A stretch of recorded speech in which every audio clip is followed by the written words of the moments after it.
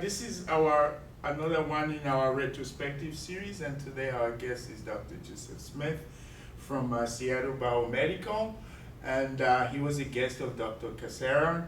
Uh, he agreed to do this. He was a little pushed into it, but we are pleased that he's doing it, and so welcome. Thank you. Yeah. So what we do in these retrospectives is to ask our guests who are successful scientists, and successful here we mean you've been promoted from assistant professor, you're associate professor now. So you have gone through some assessment by somebody and they said, oh, you've made something and you've trained people, and I was at your very interesting seminar and I thought, clearly you're a leader in this field, and that's why you're here today. So we try to give our students a view of your path to this success. Right. Yeah, so can you tell us about yourself first, where you're from, and I know you went to McAllister College, but just that path. You know? Right, just the beginning. Where So I grew up. Family. Yeah. So I grew up in Minnesota. No scientists in the family, so we didn't really have a role model. Went to a liberal arts college. McAllister College is a liberal arts college.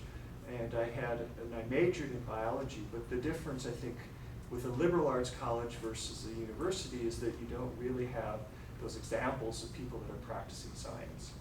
And because it's a liberal arts, it focuses on all variety of the arts and sciences. But I was very lucky there that we had one of the faculty members who was just an excellent teacher, and she had a joint appointment at the University of Minnesota.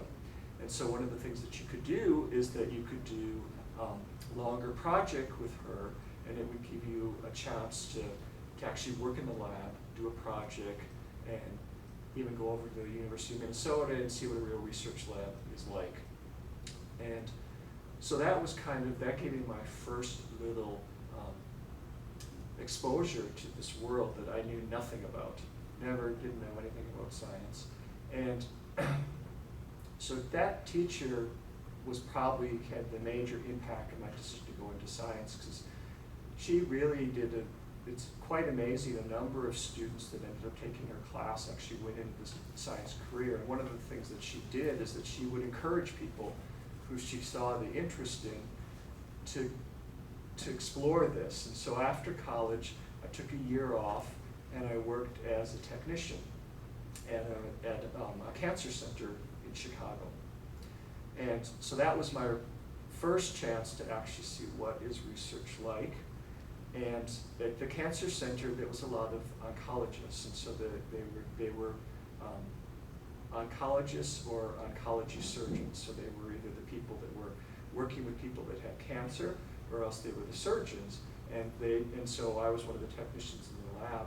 And so I spent a year there, and it gave me my first chance to see what is this all about, and to understand there might be something actually interesting here.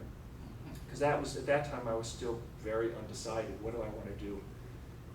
And so from Chicago, then I after a few months there, I kind of realized that this actually it was an interesting career. And so that's when I just made the decision to apply to grad school. So that kind of got me onto this path into a career I didn't even know existed.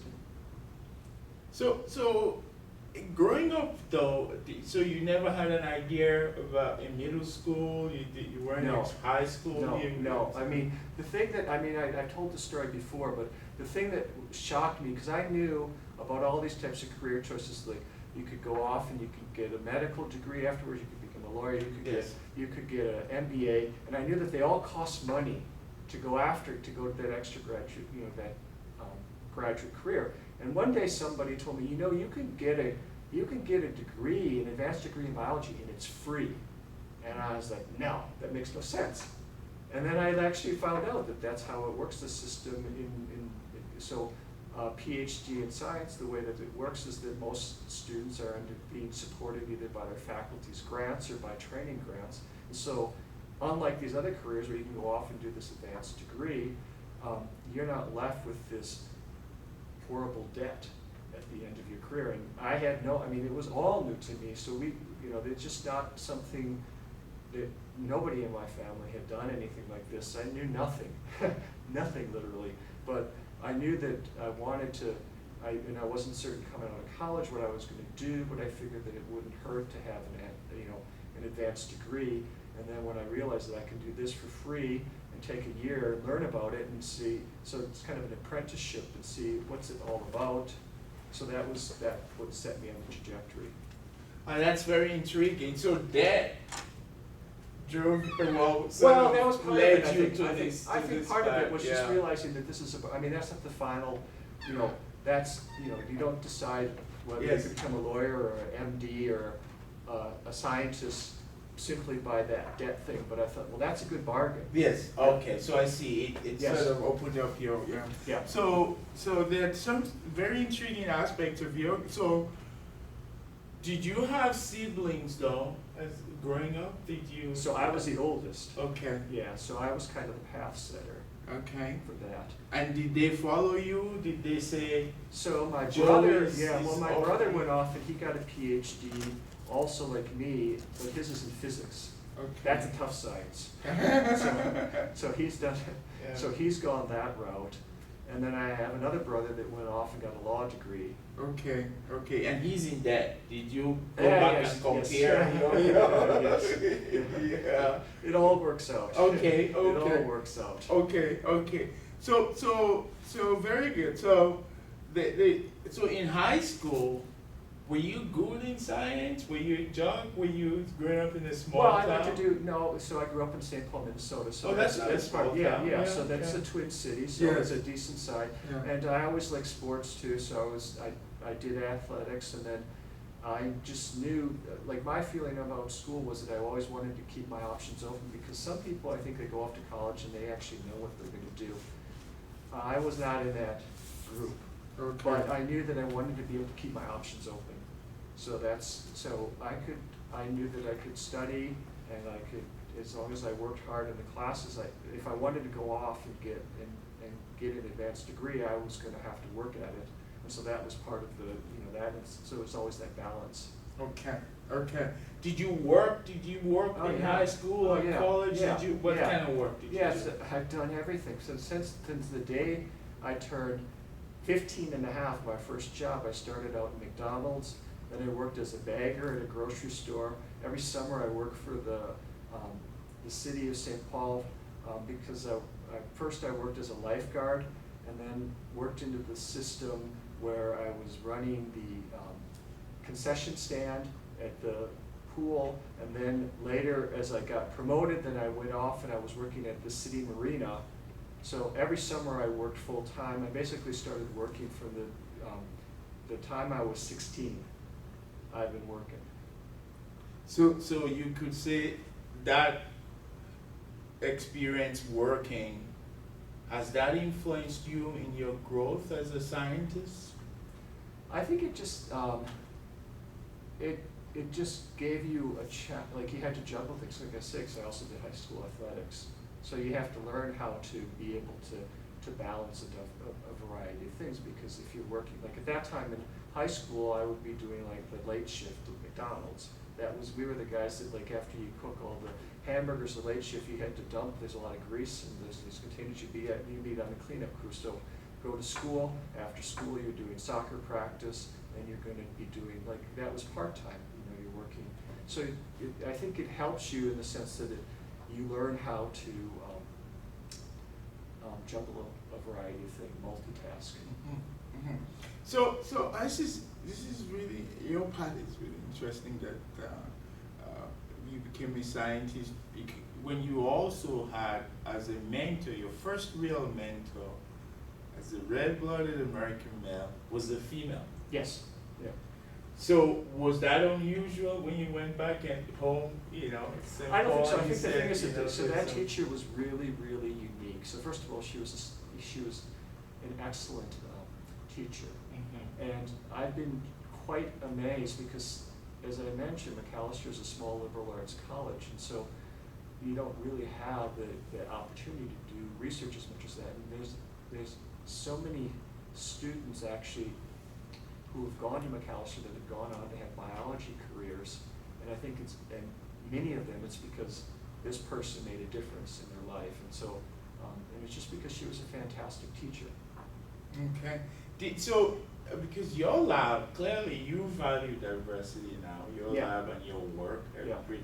quite, and I saw the people in your lab doing your seminar. Did that also translate to your tolerance, your openness, where you said, you know, I know no, it doesn't matter who she is, what gender, what.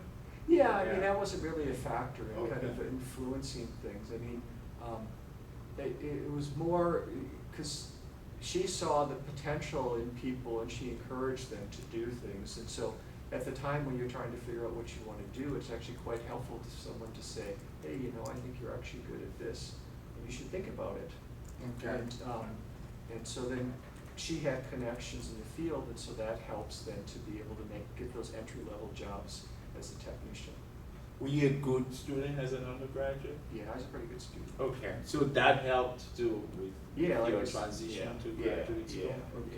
yeah, Okay. And in juggling the jobs that you had, did you develop study skills? Was there Oh, yeah. somebody there that said, Joe, this is how you need to study to do well? No, I think you it's one of worked those it things out that, yeah, you're yourself? just kind of, yeah. Okay. I'm very, you know, because I knew that I had time constraints. I knew that I had this block of time and I had to, and so then I worked at it. And yeah, very good, yeah. So one other thing, so is there anything else you want to talk about in your undergraduate years that sort of informs just, that tells people about your career now? Is there, Uh-huh. besides the experience with your faculty mentor who was also working? I think, as- like I said, that was the biggest part of it, because when Okay. I went to the college, I didn't really, I was a biology major, so I was in that track, but it wasn't because I knew that I was gonna be a biologist when I went to college. I had no idea what I was gonna do. It's just because I felt that gave me the most options, and so I wanted to keep those options open. And so I didn't really learn about the career, like I say, I think, after college, being able to work as a technician for a year and see what scientists really do was much more eye-opening, and I considered it like an apprenticeship. Yes. And so just like you could work, with a carpenter, you work in the garage, you learn a job like that. And so this gives you a real, that's one of the nice things, is that you can try it out. Yes. And so if you had to do it over again, Joe, will you do an internship? Nowadays, we encourage the Yes. undergraduates in the IMSC to do internships. So if you had done an internship during your, would you still have done the 1 year transition? Well, I think if we had, we didn't have as many opportunities where I was, like, they didn't advertise those, because we're not a big university, we didn't have a lot of research track positions to do that. But I think that in hindsight, what I recognize is that, it's competitive to get into grad school, and people, one of the things that we look at for when we have applicants is we want to see, do they know what they're getting into? Because it's a big commitment. And so going off and doing an internship and being able to do the work for a while, then you're in a much stronger position to say that you kind of understand what the career is going to require. So I think it also helps to be able to put that on your CV, because when you go to apply to grad schools, they're going to be looking at that. That's one component they're going to look at. Oh, very good. So that leads me, I guess, because Maria just gave us 30 minutes. Yes. So what do you look for? You have a lab that I saw, Yes. Maria and Sonia, I think. Sonia, yes. Sonia, yeah. So, what do you look for when you're assessing, let's say, local, national, Yes. folks that want to work in a really exciting project? What do you look for? Yeah. So so I have Sonia, she's from India, Maria's from Spain, Marion is from France, and the J is from the U.S. Okay. Yeah. Okay, so when I advertise, then you keep an open mind. So you can get candidates. That's the thing about science. Your candidates can come from all over the world. Yes, yeah. If they're coming from the U.S., many times there's actually special funding that they may be eligible for. Yeah, yeah. So that can be advantageous. But sometimes you're just trying to get the best person. And so typically when I read a CV, when someone applies to me, I want to see that they've actually done the job to research a little bit about what's going on in my lab. And that's one of the things, it becomes this idea that you can just kind of apply to anybody willy-nilly and expect to get a response, because I get lots of applications. So if they haven't taken the effort to go to my website and learn what it is that we do, or to be able to make a compelling argument, why would they be, why are they interested in my area of research? So you're looking at that, and you're also looking at their track record, because many people may be fully qualified to be a researcher, but they just don't have the background for the project that I'm doing. And so that's going to be another factor. And then if they're overseas, then it's sometimes harder, more difficult to evaluate, and so then it's like you're relying many times on colleagues if they can tell you, oh, I know that this is a good university, those sorts of things. So you're looking at what we call it like the pedigree. What have you done? And and it's also can be what have you done recently to show that you're that this is make that commitment. Not necessarily what famous scientist lab you're from. Well, that can help, of course, Okay. Because, but, first of all, like if I'm getting a postdoc, they have to have a PhD degree. Uh-huh. And so then I'm going to be looking at the candidate, and if they're coming from a different field, I want to understand why do they want to move into my field. And so that's why I need to explain to me, it's like, oh, I'm interested in this area for whatever reason. If they're already working in my area, then it's easier for me to evaluate because I can read what they've done. And I can see, at least get a sense of what they're doing. And then the way that it works is typically you get CVs, and of these you're going to pick your top candidates, and you're going to typically either do phone interview, Skype interview more these days. Yes. And then you're going to select the ones that can answer your questions well. And I bring my lab in, and we actually interview people together, and then we bring people out. Good. Very good. So your work is very sexy. What you do, as you were just saying, is really sexy. Even though it applies a lot to developing countries, especially in Africa, but there's a lot of appeal to it. Bill Gates has a lot of money involved in it.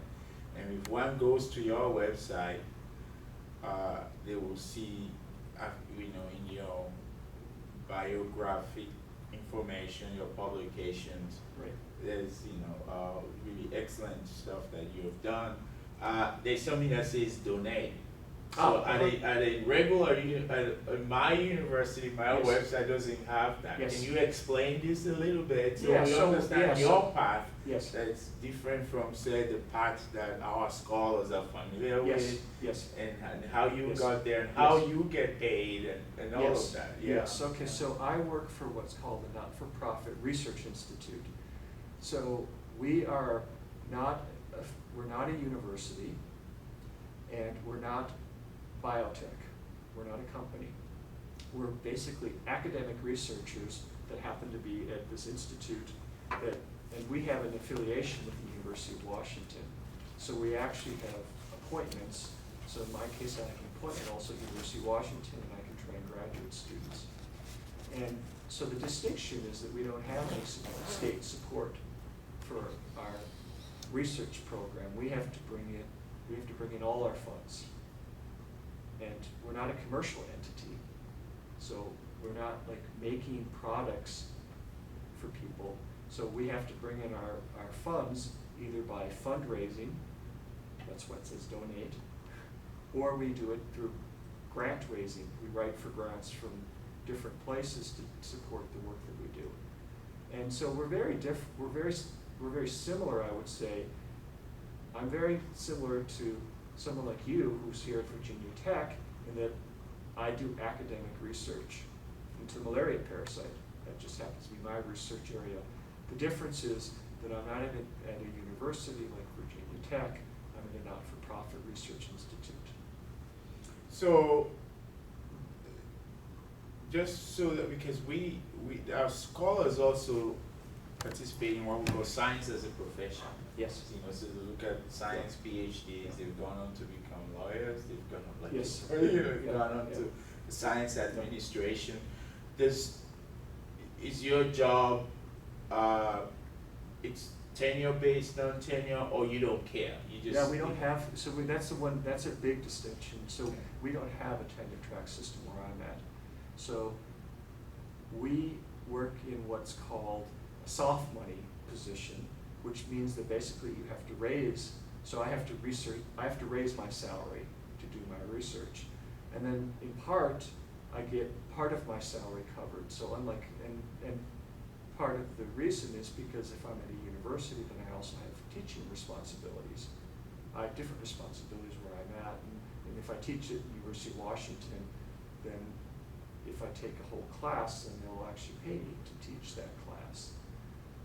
But for the most part, I'm out there, I'm raising my salary, and so we don't have such a concept as a tenure track, because if I'm not able to raise my funds through grants, then I have to leave eventually.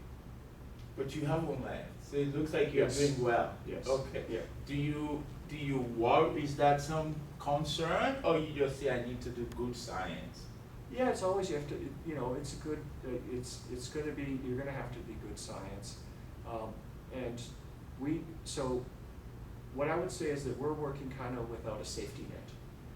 So we don't have the safety of a tenure track position to fall back on. And so it's all what people, so it can work out fine. Yes. To be that way. It just means that you're going the trade-off, the advantage that we have is that we don't have the same teaching load Yes. that someone at a university is. Or has. the Yes. responsibilities. Yes, so there's Yeah. always, you know, and so that's part of the trade-off, and it's interesting how science, it has these different types of Yes, yeah, opportunities. responsibility, very good. What we let our students see, that's very good. The final, thanks for doing this. This was excellent. The final part, I noticed you're married. I think Yes. you have a family. Yes. You have, Yes, okay. yes. How do you juggle that? Yeah, that's yes, yeah, that's the trick. Yeah, so I have two kids, they're both teenage boys. Okay. And my wife is also a scientist, and she works for a biotech company. And so the job, you know, that we do, which I didn't know anything about this when I started out, is that, you know, in addition to the work that you do in the lab, there's also travel associated Yes, with it. yes. So, because I have work that I have a project that takes me to India, and then I have. Because you work with malaria, yeah. I work right? on malaria, Yeah, so yeah, I very have to go, important yeah. work. Malawi, Yeah. I think. As Yeah, well. so then we have, so we have collaborations also there, and then also just through with science, then many times you're traveling, Yeah, because at the same compare. time you're writing for grants, you're serving on panels that Yeah. are evaluating grants, Yeah. and you come to places like Virginia Yeah, Tech to yeah, give talk. yeah. And so the trick is that you have to, again, that's part of that work-life balance, and you have to Okay. figure it all out with you, because you also want to give your kids the chance. Yes. My kids are doing, you know, they're in sports too. So Okay. then you're just kind of, you work it out, you Okay. juggle, you So juggle. you and your wife have Yeah, okay, yeah, work, yeah. And Seattle is quite tempting, it's so beautiful there. It's great, yeah. Several year not, but Yeah, in yeah, general, yeah. Yeah, Thumbs up okay. for Seattle. All right, so there's a, so you've been able to balance it and your science. You think Yes. they would like to do this, or they're saying, that travels too much? All my kids, yeah, Yeah. so far, oldest son, definitely not going into science. Okay. Younger son, it's still too early to say. Say, Yeah, okay. he's not old enough to have decided. Yeah. Okay. Well, thanks so much for doing Sure. this. I mean, Belen gave us a very tight list, but Yes. I think we got in some things. Okay. Maybe one last thing. Okay. So what would you say has been, especially as a grad student, that now you look back on, you Yes. say, this was the most challenging when I was in graduate school, and you know, this is how I could have solved it. But, yeah. Graduate, like I say, graduate school was, because I had nobody in my family who had gone on to graduate school before, so Yes, that was yeah. a new Yeah, endeavor that's for the the same with family most too. minority students. Yeah, so it's all new, Yeah, so it was yeah. all new to me, and And I actually found, like, so the funnest part of graduate school was when I went in classes and I realized that after the end of the class, you could actually ask a question and the instructor didn't know the answer because we were at the boundaries of knowledge. Yes, and I was just like, that's amazing. Okay. I was like at the boundaries, and so that was the fun, that was the fun part. The challenges, I mean, science is one of these careers that is very satisfying because you can do, it tests you and you can use your creativity, but it tests you. and so some experiments are going to work and some aren't. And so you need to be able to have a kind of personality that can persevere. Oh, very good. Excellent. All right, final question. If you weren't a scientist, what would you have done after your experience at McDonald's? Yes. Yeah, that's a good question. Yeah. Now, when I look back, what would I do as a different career? Yeah. I mean, at the time that I left college, I think that the things that are weighing in my mind was, well, I should think, if I want to go on and get an advanced degree, then I'm either thinking about law school, medical school, or science. And so going off and working for a technician for a year made me think that actually science was a good choice. Was it better? So if I did it differently, on a different path, then maybe I would have gone into medicine or something. Yeah. Very good. Thank you. Thanks, Joe. Okay, Thanks so good. much. Very good. Yeah. Yeah, that's good. We'll let you see